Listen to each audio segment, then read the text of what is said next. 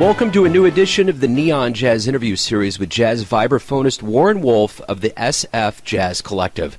He talked to Neon Jazz about his visit to Kansas City to play at the Folly Theater coming up on April 27, 2017, and it's going to cover the music of Miles Davis. Warren Wolf is a multi-instrumentalist from Baltimore, Maryland, and over the last 5 years he has been a part of this all-star ensemble comprising of 8 of the finest performers and composers that work in jazz today.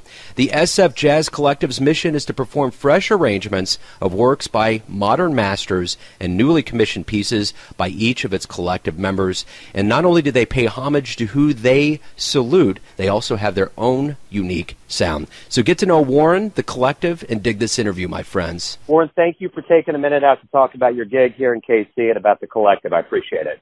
Thank you. No problem. Let's dive right in here. You're coming to Kansas City. You'll be here Friday night. You're going to play at the Folly. You're going to cover the music of Miles Davis. Sounds like quite a gig. It's going to be a great time.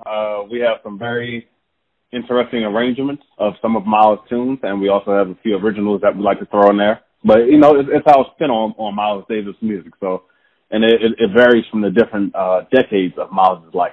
You know, the one thing I noticed, I sent the entire collection. I listened to it front to back, and this seems to be kind of the way that you guys are as a group. You cover the music of the musicians that like Miles Davis, but you also have your own unique blend.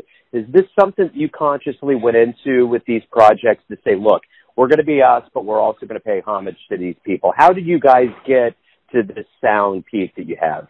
Well, how it works is, you know, everybody in the band, there are 8 different guys in the band. We're all different leaders, so we all have our own particular ways that we write or compose music. So it's a combination of like a hybrid of 8 guys, 8 minds coming together, and we're creating this one force that's going to come out in Miles Davis' music. So it's a combination of 8 guys plus 9 if you want to add Miles in there. So we're taking hints from his music and then combining everything together and seeing what one big collective comes out. Speaking of Miles Davis, why does Miles matter so much today, and why will he continue to matter? Because Miles Davis was probably one of the most important figures in jazz music. If you're looking at his beginnings from when he came from Illinois, you know, starting in the bop era with Charlie Parker, moving on to cool jazz, to modal jazz, to the styles in the 70s, like he wanted to work with Jimi Hendrix. You know, he got into the fusion jazz, and then he came back to the pop. Everything that he's done has just been very relevant. He's made his mark on just about everything. So talk to me about your history with the San Francisco Jazz Collective. How did you get involved, and talk to me about the evolution of your time with the band?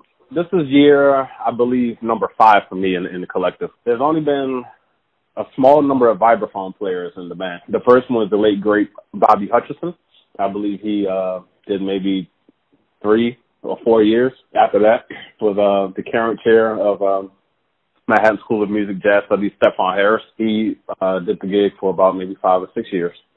So when Stephon was leaving the band, he called me and he said, hey Warren, you know, you're going to get a call eventually, but I'm leaving the group, you know, and it's time. He said it was time for me to do some different things, and he was looking for a permanent replacement. So the artistic director of SFJAZZ, Randall Klein, gave me a call, and he extended the offer to me. He said, Warren, would you like to join the SFJAZZ Collective? And of course, I said, sure. So my first year in the band, we performed. It was the 10th year of the band, so we performed music from the past 10 years. Since then, we've tackled the music of Joe Henderson, Michael Jackson, and Miles Davis. You know, it sounds like you guys really enjoy what you're doing. How enjoyable is it to hop on stage with such a large group of cats and play the music you play?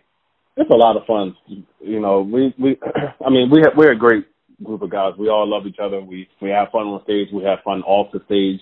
But when we come on stage and perform, you know, we get to read each other's arrangements to see what each other is thinking. We get a chance to really stretch out on certain tunes, you know, as far as playing over certain tunes. It's just an awesome feeling to be on stage with these guys every night. The audience, obviously, is a big part of this process of you performing this music. What do you want the audience to get from what you do, not only as a collective covering Miles Davis, but what you guys bring together collectively as a musician? What do you want the audience to feel from this? To just have a great time, to be honest. I think our jobs, not just in the SFJAZZ Collective, but just in general as musicians, our jobs are to basically make the audience feel good. We want we want the audience to feel what we're playing and just leave the show with a smile. If you want to just round it up with everything. Yeah, they're gonna feel the spirit of Miles Davis. They're gonna feel the spirit of what the band is about. Like I said, everybody is featured in the band on just about everything. So you're gonna hear a bit from everybody. So everybody's just gonna feel it. So has the Collective ever performed in Kansas City before? If they have, I was not in the band, but this is if they haven't, this is the first time that we'll be in Kansas City. But I'm pretty sure they have, because it's been around for, 15 years now? So I'm pretty sure they have, but not with me.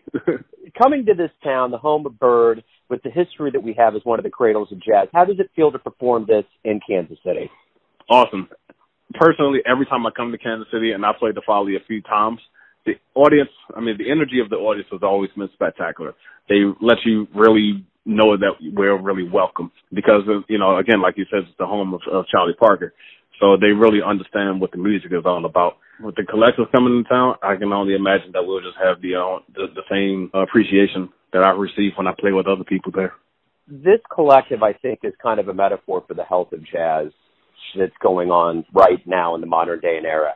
So I want you to tell me, how healthy is jazz in 2018? Jazz is very strong. It's popular. It's really kicking.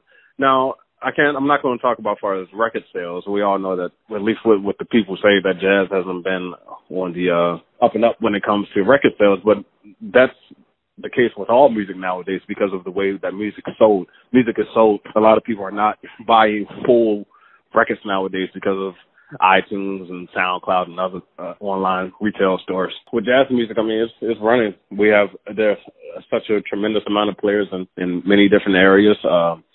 Speaking of SFJAZZ, there's the brand new program called Roots Jazz and American Music, which is a part of the San Francisco Conservatory of Music, which I'm a faculty member of.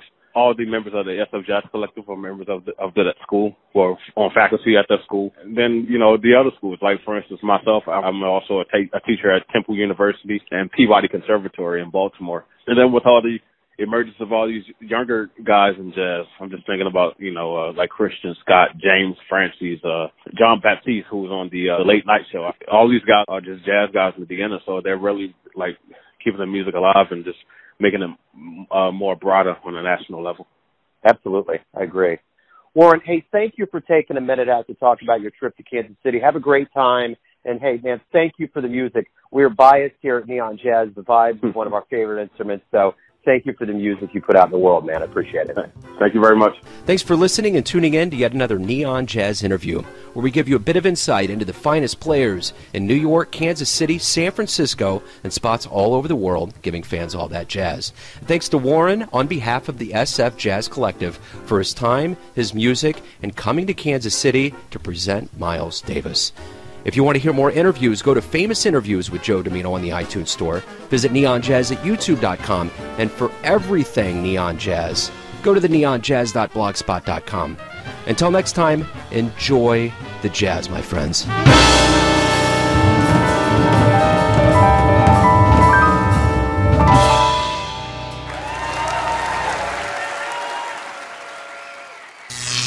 Neon Jazz.